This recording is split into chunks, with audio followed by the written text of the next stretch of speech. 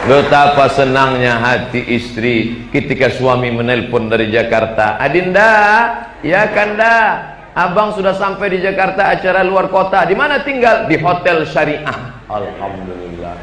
Di Hotel Syariah sekarang. Alhamdulillah. Habis nelpon dia pun keluar.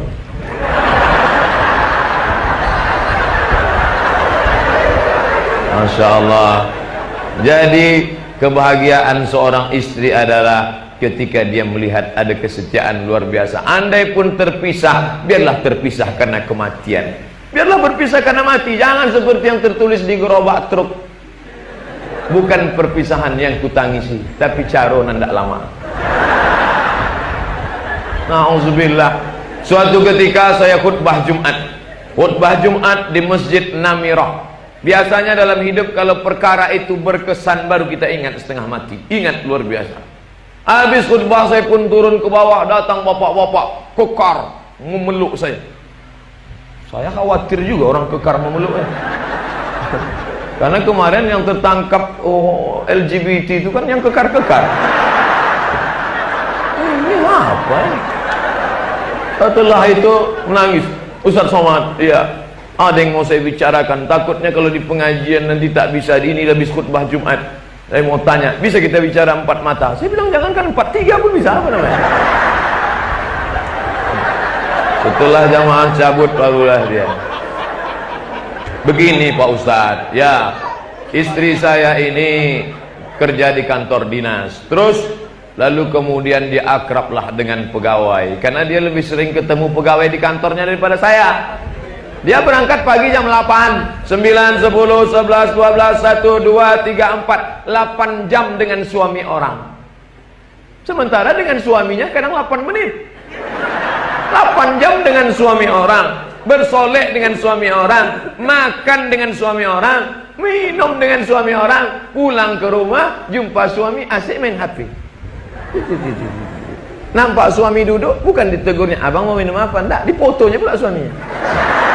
Suamiku sedang merisau. Kasihan.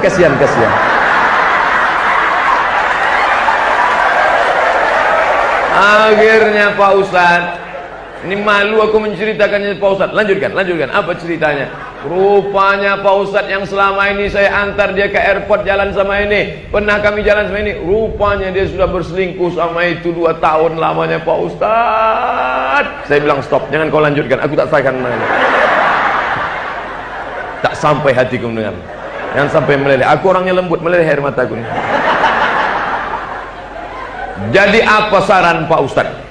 Apakah ku tinggalkan dia atau ku lanjutkan? Saya bilang putih hitam. Kalau kau bisa menerima dia, terima apa adanya, terima putih. Suruh dia bertobat, kalian ukur. Jaga anak-anak. Kalau tak bisa Pak Ustadz, kalau tak bisa kau ambil hitam, kau ceraikan dia dengan baik. Jangan abu-abu.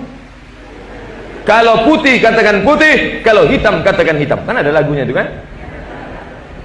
Tapi kalau tidak, jadi gimana Pak Ustadz? Jangan cepat-cepat ambil keputusan, merenung dulu agak seminggu 2 minggu, istikharah. Apa namanya? Istikharah cinta. Usolli sunnatal istikharah cinta rakaatain lillahi ta'ala. Kulanjutkan apa tidak? Akhirnya setelah itu Pak Ustadz, nampaknya bisa kulanjutkan. Bisa kau lanjutkan? Bisa. Gimana caranya? Saya akan sholat tahajud dengan dia, saya akan perbaiki ini, pokoknya masa lalunya itu tidak akan saya pikirkan. Mantap. Memang kau laki-laki gentleman. Akhirnya sebulan sesudah itu datang lagi ke saya. Tak bisa kulanjutkan Pak Ustaz. Katanya dulu bisa. Asal aku makan terbayang selingkuhannya. Asal aku mau tidur terbayang dah dia apa-apanya lebih nih gitu, udah digarapnya lah sawah juga gitu. Akhirnya Tuhan semuanya tak bisa Pak Ustaz. Ternyata laki-laki tak bisa dipengkhianati. Pengkhianat cinta namanya.